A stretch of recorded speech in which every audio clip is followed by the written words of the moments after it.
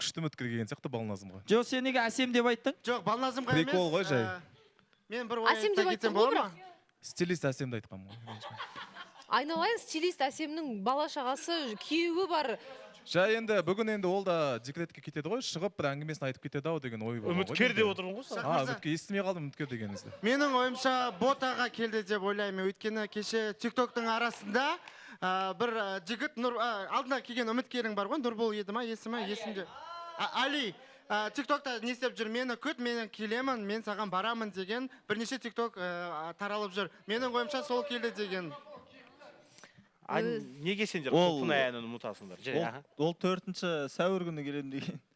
Ол видеода. Жекешек қараған ғой, Ерболдың өзі кеше сол ссылканы жіберген бізге көру үшін. Инстаграмда қарап отырсам, бір қолдаушы жіберіпті. TikTokқа ссылка. Сөйтсем, сен неге құлпын әнін ұмытасың? Немесе әлгі анан бар ғой, өзіңе көп ала берме, жымиып күлгенге. Бота жалғастырып кетші. Тәкаппар мінезіңе. Сөйтіп кірсе қайтесің, Ербол. Онда ботаның түріне қараймыз. Жарайды, битейік. Үміткерді ортаға шақырайық, келіңіз.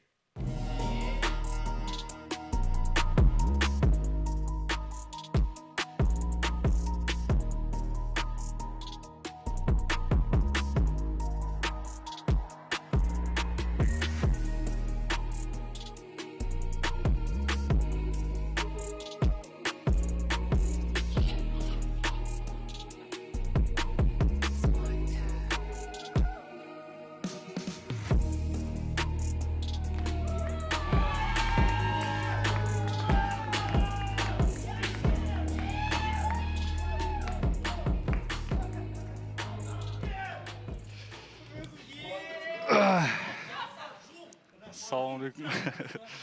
Қалайсыздар? Қош келдің, Дәулет. Қош көрдік.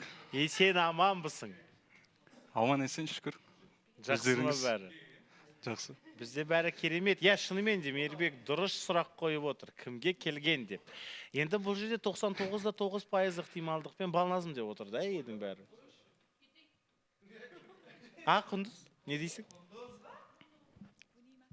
Мен бір кісілерге қарағанда кішкене сыйластық дегенді білем жоқ. Маған келген жоқ, және де келген өзі де қабылдамайтын едім. Тұра енді сен қабылдамауың басқа әңгіме. Және де үміткерім бар. Келу басқа әңгіме. Жоқ. Негізінде Шах мырза кіммен Айбекпен сөйлесуге келген ғой, бірақ уже уақыт өтіп кетті ол. Уақыт өтіп кетті. Кім білет. Дәулет. Әлі қалпына келмеген, келмеген кішкене қалып. Қалпына келмеген бе жоқ, әлде қайттан ұрынғансың ба, Дәулет? Жоқ, шүкір, аман сен кішкене бұрынғыға қарағанда. Бұрынғыға қарағанда әлде қайда тәуір екен. Жақсы оқыпсың бірақ дегенменен бұл сол дүние ме әлі жазылмай жатқан? Сол дүние. Мәз саған 1,5 ай болды ғой? 1,5 ай болды. 1,5 ай, әлі қалпына толығымен келмей жатыр ма? Осыған шүкір енді, негізі. Осыдан да басқа бір ауыр қиындықтар болды. Дәулет, басыңды түсірдің ба рентгенге? Барлығы жақсы ма жалпы? Төбелестен кейін түсірмедім, бірақ денсаулық себебімен қазір денсаулығымды қаратып жатырмын. Емделіп. Сол бәрі жақсы? Бәрі жақсы. Ал, не үшін келдің? Не үшін келдім? Мен негізі естеріңізде бар ма? Қашан? Жылдың басында негізі осы жаққа келіп жауабымды айтуым керек болғанмын. Қанша? 3 ай өтіп кетті ма? 3 айдан бері осы келе алмай жүрдім. Оның да бір себептері бар. Сол нақты жауабын айтып, нақты жауабын естігім келіп тұр. Нақты Балназымдан өзінен халықтың алдынан енді кішкене жауапкершілігімді көрсетіп. Дұрыс, істеп отырсың менің ойымша, өйткені мына жерде кәдімгі әңгіме болып еді. Дәулетпен болашақ көрмеймін десе, басқа жігіттер дәулет емес, сондықтан мүмкіншіліктері жоқ, дәулеттің мүмкіншілігі жоқ, өйткені анасы, бірақ анасының тілін алғыш қыз емес екен ортаға шықты, өйткені Айбек. Сонымен талай-талай факторлар бар, Балназым?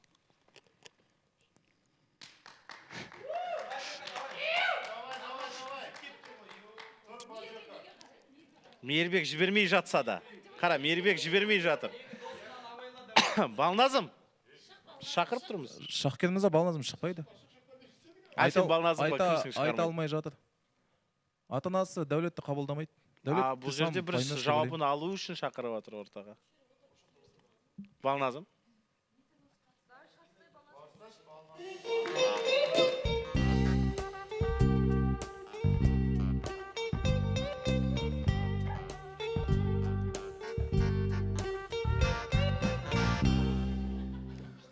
Аха.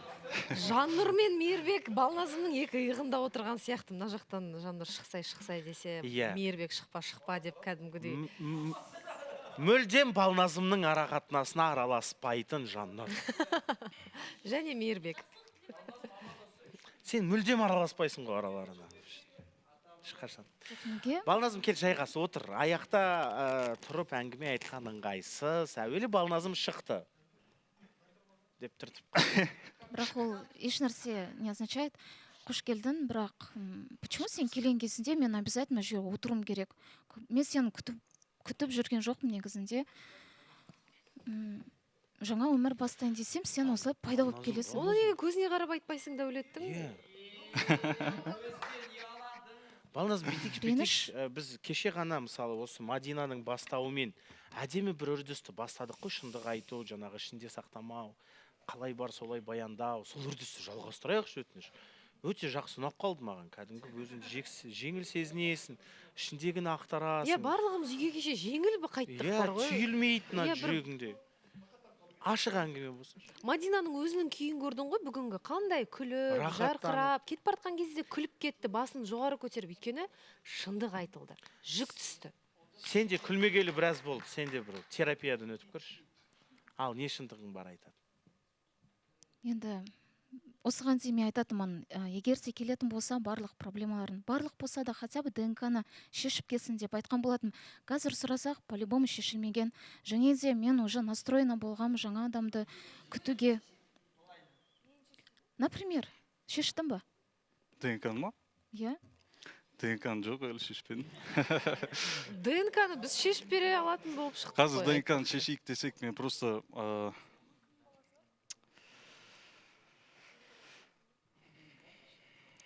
білмеймін, оны эфирге айтуға бола ма, болмай ма, бірақ сен білесің ба, білмейсің ба?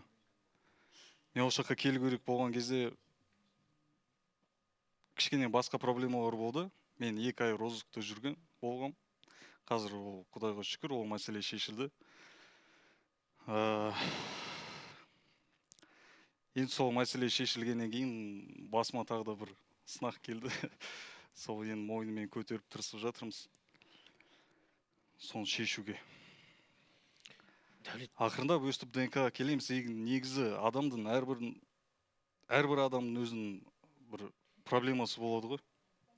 Дәулет, қазір бізде ДНК деген жаңағы бос орынды толтырып тастаған басқа қатысушымыз бар, сондықтан сенің ДНК-ңды талап етпейміз біз. Гүлбаршын бар оның орнында. Бірақ жаңағы мен ол шындықты айтып тұрған жоқпын. Сен енді келе салып мәселелеріңнен бастамасашы енді.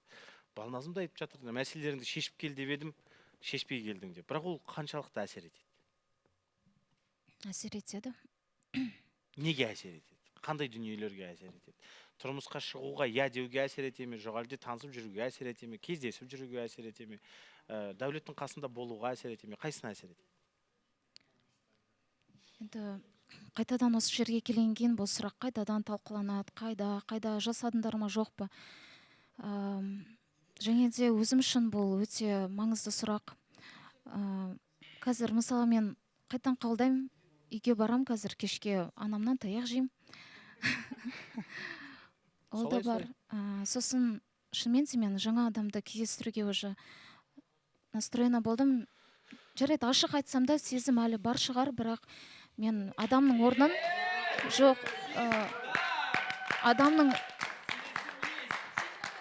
адам орнын басқа адам басады дегенге мен сенемін. Сондықтан бірақ ол орынды босату керек қой. Әуелі Балназым бітейікші тағы да. Мен тура кеше ғана бастаған үрдісті жалғастырайықшы. Тағы да бүкіл ішінде жасырып, ойбай мынау біліп қойса не болады деген сияқты күдіктеніп жүрген жүрегіңнің бәрін ақтаршы қазір ортаға. Жеңілдеп қаласың, шын айтам. Мен кеше Әділге қалай айттым, есіңде ме? Әділ дедім. Мен бірдеме сұрап тұрсам, демек, мен бірдеме сұрап тұрмын, е? Бекерден бекер сұрап тұрған жоқпын. Айтшы деп ем, айтты. Бәріміз жеңілдеп қалдық. Сондықтан Балназым, мен сенен сұрап тұрмын. Енді Дәулетпен неге бізде әрқашанда болмай жатады, себебі мен жауапкершілігін көрмеймін, және де адалдығын көрмеймін. Осы үшін бізде тоқтап қала береді, өзім кететімін соңында. Және де мен Инстаграмнан маған бір жігіт жазып жүр. Негізінде мен ойлағам сол жігіт келеді деп. Шындығымды айтатын болсам. Сен ана виртуалды жігітті айтып отырсың. Виртуал емес қой, Шах мырза. Виртуалды жігіт қой. Сен көрдің бе түрін? Және ол өмірде бар деп ойлайсың ба? Жоқ, көрдің бе? Тірідей кездесіп, қолын ұстап, ассалаумағалейкум дедің бе? Демек, виртуалды. Мен басқа шындықты айтып отырмын. Қандай? Жарайды, онда Дәулет, сенде бір мүмкіндік. Кеттік, давай, шындық. Шындық? Шындық. Шынайы жобада шынайы болайық. Иә. Енді тырысып жүрміз ғой әрқашанда шындықты айтуға. Нақты қандай мәселеде? Мен кішкене Біз не ойға білу кіріп керекпіз? Сендердің таныстықтарыңның мәселесінде, сендердің болашақтарыңның мәселесінде, Балназым Дәулет есімдерінің бірге жазылу мәселесінде, қалған шындықтарды біз қайтеміз, ол шындықтарды көтере алмай қалуымыз мүмкін. Енді бүйтіп ашық қараған кезде Шах мырза, негізі Базеконың ата-анасы батасын бермей тұрып, маған қарсы болып тұрса, Үйленуге ұсыныс жасалмайсың, иә. Әке шешеңді тыңдама деп айтсам, қаншалық дұрыс болады? Оны айтпай-ақ, Конечно, дұрыс болмайды. жоқ, ол үйтіп айту дұрыс болмайды әрине, бірақ бір тілдесіп, бұл жерде бірге күрес керек. Яғни, қыз да, сен де екі тараптан бірдеме қылып, әйтеуір жібітіп. Өйткені Балназым, мысалы, мамасының жаңағы айтқанының сыртына шыға алады екен, оны көрдік. Демек, Дәулет үшін де оны жасай алады деген сөз. Бірақ мен айтып тұрған дүние ол емес. Көрейік қазір жарнамадан кейін. Қандай жаңағы сыр ақтару болады ма екен? Бола ма екен? Таңғалдыра ма екен? Жарнамадан кейін. Дәулет келді Балназымға, ата-анаңды тыңдама десем қате бола ма деп сұрап отыр. 10 минут уақытымыз бар. Сонымен шындық айту күні, шындық айту айыптасы, шындық айту жылы. Кеттік. Шындықтан бастайық. Сонымен ресми түрде өткен жолы Балназымның анасымен сөйлескен кезде менің қызым Дәулетпен кездеспейді. Ондай менде жаңағы фактісі жоқ, өйтіп айтпаңыз Шах мырза деді. Ресми түрде нақтылай кетейік. Кездеспейсіздер екеуіңіз. Эфир сыртында. Қазір жоқ. Қазір кездеспейсіңдер. Дәулет кеткелі бері. Ой, тұра тұрса, Әділет, не болды? Сен фальстарт жасап жатсың, Қазір жоқ, кездеспейміз. Даже біз сөйлеспейміз уже біраз уақыт. Және де Айбекпен таныстықта болған кезде ғана жазғаны ғана болды. Тек қана ұялы байланыс арқылы ғана байланыстасыздар. Соған дейін үй жағыма келген болатын. Сен шықпадың? Шықтым, сөйлестім. Мен сіздерге өзім оны айтқан болатын. Біраз уақыт өткен. Нақты датасын. Айбекпен таныстық тоқтағалы бері ешқандай жаңа тек қана ұялы телефонмен байланыс. Солай ғой, тоқтатқаннан кейін болмады. И то ол мен үй жаққа келген кезде бір просьба была одна. Документ жайлы. Түсінікті. Енді Дәулет қараш, мен сені жалпы бауырым ретінде сыйлаймын, ер азамат ретінде сыйлаймын, өйткені сен қашанда қолмен жасағанды мойынмен көтере аласың. Оған ешқандай күмәнім жоқ. Сондықтан енді жаңағы ақиқат болғанда да сен жалпы қойшы сол алдап сулап жүрем бе деп шындығында айтатын жігітсің ғой. Мен сендерге жаңағы қосымша сөздер берейін, содан кейін сендер тағы да бұл сұраққа жауап беріңдер. Караоке, кеш, Дәулет, Балназым, Азиза. Әділ. Сөздерінен құралған кездесу историясы. Кеттік.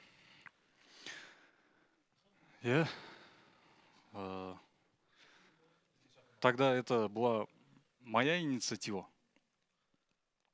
Сол проблемалардың бәрін шешіп жүрген кезде негізі сол төбелес болған жердің өзі сол жер болды да, сол караоке болды. Сосын мен сол жердегі бастығымен сөйлесіп, тоже сол жерде сөйлесетін біраз әңгіме болған тоже. И Базекоға хабарластым, айттым, давайте жолығайық, тамақтанайық. айтты екеуміз ғана жолықсақ дұрыс емес болады.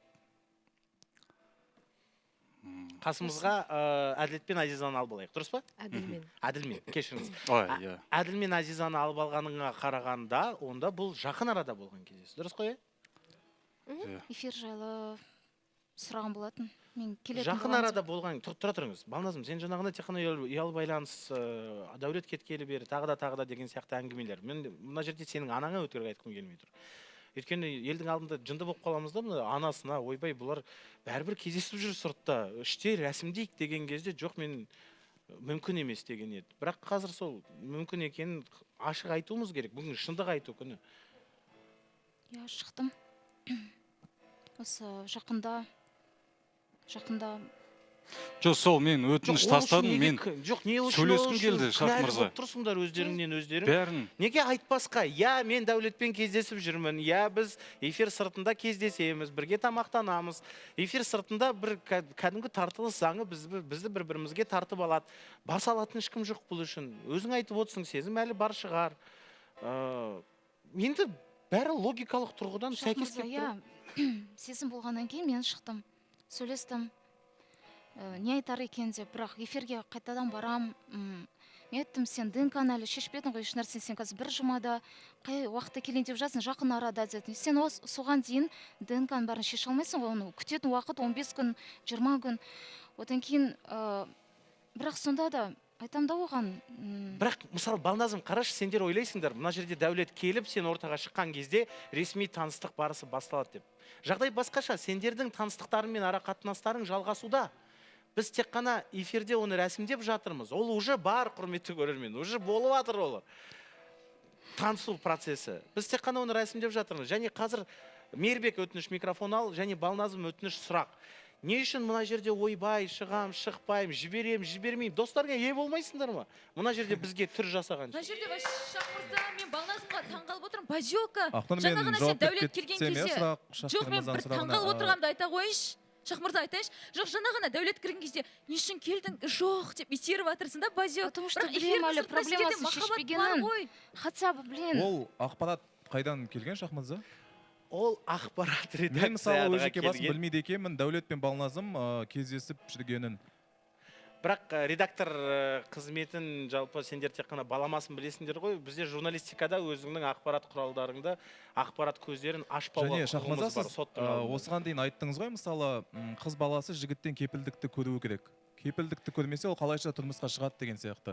Балназымда дәл сондай қазір болып жатыр. Өкінішке орай, Балназым Дәулеттен кепілдік көре алмайды. Ол менің қазір Дәулетке Мейірбек, қарсылығым ол емес мәселе. Кепілдік көре ала ма, көре алмай ма? Кепілдіксіз де кездесіп жүр ғой екеуі. Жоқ, Мына жерде кездесуге жоқ. кездесуге не кедергі, соны түсінбей отырмын. Кепілдіксіз махаббаттарың тасып жатыр. Мына жерде оны көрсетуге не кедергі? Демек, кепілдіктің аса қатты қажеті жоқ екен. Мүмкіндікті берген сайын мен сол кепілдікті көргім келеді Дәулеттен, бірақ Бірақ Балназым, сенің жүрегіңдегі орын бос емес, оны басқа адам баса алмайды. Ол мына стөлдің үстіне қазір Еділ келіп менің үстіме отырса, басынан бір перем жындысың ба деп. Мына жерде жүректің ішінде Дәулет отырса, басқасы қалай келіп басады ол орынды? Басқа адам басады. Қалай? Онда не үшін кездесесің? Бір жұма бұрын болған кездесу. Онда не үшін кездесесің? Бір жұмадан кейін мен содан кейін сөйлескен жоқпын, шын Ой, айтам. бір рет анықтадық. Бүйтейікші, Дәулет, сені жалпы сыйлайым деп айттым, сенімімді ақтадың. Қалай бар солай айтып отырсың, е? Негізі Дәулет бізге ертең келсем бола ма деп ұсыныс жасаған еді, өйткені мәселелер тағы да сол сияқты. Мен сенбі күндері бостаумын. Яғни уақытым көбірек, сенбі күні келсем бола ма деп, бірақ жұма күнге біз ығыстырдық. Дегенменен сенбі күні ертең, яғни Дәулет, сені күтейікші осы студияда. Өтініш, бұл әңгімен дұрыстап талқылайық, асықпайық. Кінәлап отқан ешкім жоқ, неге сендер олай істейсіңдер деп. Өйткені тартылыс заңын түсінеміз, махаббат күшін түсінеміз. Оның үстіне анаңды да алдаудың қажеті жоқ енді. Анаң да көріп отқан шығар, кездесулер болып жатқандығын бәрі жасырын түріне кеткенменен ортадан ешқайда кетпегенін бәрі көргені дұрыс. Кешке мамадан точно таяқ жеймін. Иә, бірақ ақиқаттан артығы жоқ. Сондықтан құрметті көрермен, қазір біз енді бұл әңгімені ертең келесің ғой, уәде ғой, иә? Дәулет, қолыңды алып қойыңшы, міне. Ертең біз бұл әңгімені талқылаймыз, Балназымға кеңестерін береміз. Тіпті Дәулеттен басқа тұрмысқа шықпайын десең, бүкіл бір болайық болып анаңмен сөйлесуге де дайынбыз. Бәрі ретімен болсын. Өйткені қыздың жүрегі онсыз да бос емес. Өзінің таңдауы, не істейміз енді? Ал қазір енді бүгін ерекше күн болды, иә? Қоштасу да болды, кездесу де болды, ұсыныс та болды. Ескірмеген махаббат әнін шырқауға негіз де бар. Бәрі керемет. Және құттықтаумен басталған эфирді тосын сыймен аяқтайық. Кеттік. Тосын сыйларымыз қайда? Жүріңіздер.